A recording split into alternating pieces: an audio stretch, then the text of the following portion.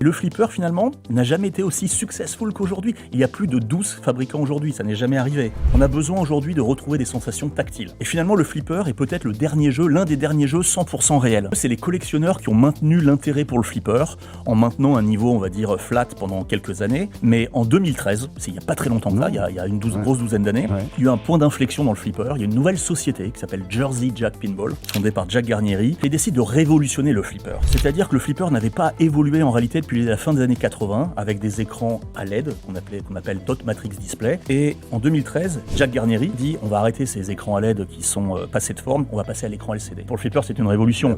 Une petite télé qui permet des animations, qui permet des vidéos, qui permet d'amener, parce que maintenant on a un PC derrière le flipper, d'amener une complexité dans le code, des missions. Et le flipper, c'est retrouvé. Ce n'est plus juste une planche avec des pop bumpers qui font gling gling gling, des machins, etc. C'est un code qui nous invite dans une histoire et on est le héros de cette histoire. Et ça change tout. C'est une machine qui ne ressemble à aucune autre. Il faut savoir qu'il y a plus de 36 000 pièces dans un flipper. Il y a de la mécanique, il y a de l'électronique et tout ça est combiné.